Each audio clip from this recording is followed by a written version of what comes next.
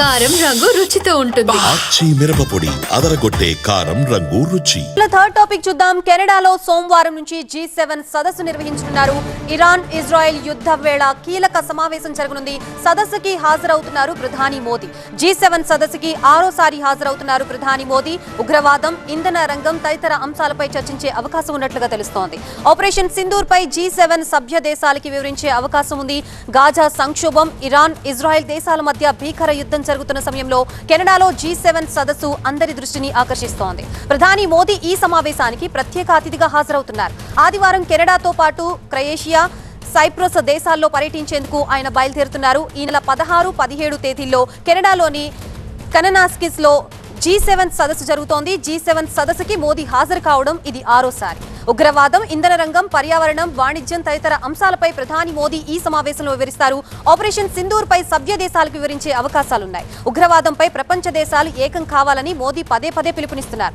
ఈసారి G7 సదస్సుకి Canada ఆతిథ్యం ఇస్తోంది. ట్రూడో ప్రధానిగా ఉన్న సమయంలో భారత్ కెనడా దౌత్య సంబంధాలు తీవ్రంగా దెబ్బతిన్నాయి. కానీ కెనడా ప్రధాని పదవి పగ్గాలు చేపట్టిన తర్వాత మళ్లీ భారత్తో స్నేహంగా ఉంటున్నారు. G7 సదస్సుకి రావాలని కెన్నీ స్వయంగా ఆహ్వానించారు. మోదీ కెనడా పర్యటనలో రెండు దేశాల మధ్య దౌత్య సంబంధాలు మరింత బలపడే అవకాశాలు కనిపిస్తున్నాయి.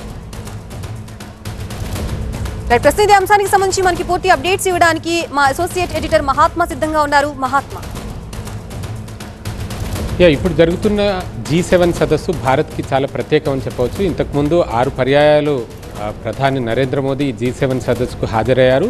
కానీ ఇప్పుడు ఆపరేషన్ సింధూర్ తర్వాత, పహల్గాం ఉగ్రదాడి తర్వాత జరుగుతున్న మొదటి సమావేశం కాబట్టి ప్రపంచ దేశాలందరికీ G7 వేదికగా తానేం చెప్పదలుచుకున్నారో చెప్పే అవకాశం ఉన్నది. దానికి తోడు కెనడాతో సత్సంబంధాలను మెరుగుపరుచుకోవడం. ఎందుకంటే అక్కడ ఖలిస్తానీ ఉగ్రవాది హర్దీప్ సింగ్ నిజ్జార్ హత్య తర్వాత ఆ దేశంతో భారత్కున్న సంబంధాలు దెబ్బతిన్నాయి.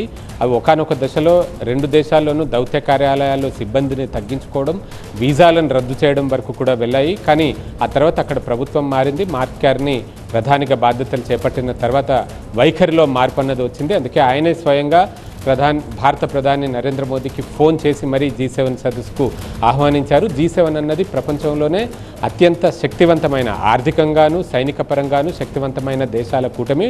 ఇందులో ఒక చైనా, రష్యాను మినహాయిస్తే మిగతావన్నీ కూడా బలమైన దేశాలు. అంటే 7 దేశాల కూటమి ఇది. అందులో America, Canada, Britain, France, Germany, Italy, Japan, ఈ 7 దేశాల కూటమి.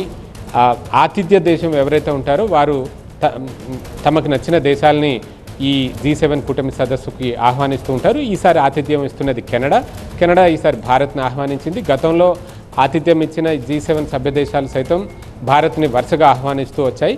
భారత్ ప్రపంచంలోనే జనాభాలో అత్యంత పెద్ద దేశం ఇది.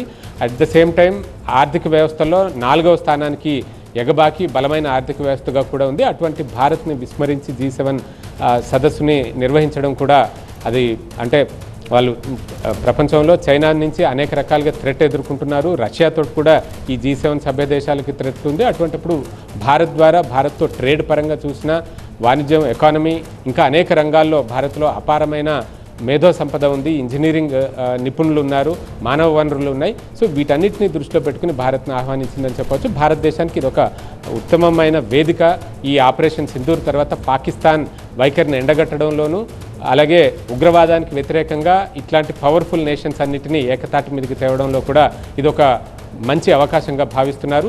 ఇంతకుముందే ఆల్ పార్టీ ఎంపీల బృందాలని అనేక దేశాలకు పంపించి పాకిస్తాన్ వైఖరిని తెలియజేసే ప్రయత్నం చేసినప్పటికీ ఇప్పుడు స్వయాన భారత ప్రధానే ఈ అంతర్జాతీయ వేదిక మీదకు వెళ్ళి అక్కడ ప్రసంగించే అవకాశం ఉంటుంది, అక్కడ మాట్లాడే అవకాశం ఉంటుంది. కాబట్టి ఉగ్రవాదానికి వ్యతిరేకంగా ఆయా దేశాలన్నింటినీ కూడా ఒప్పించి పాకిస్తాన్ తీరుని మరొకసారి ప్రపంచ వేదికల మీద చాటి చెప్పే అవకాశం ఉంది. Right, thank you Mahatma.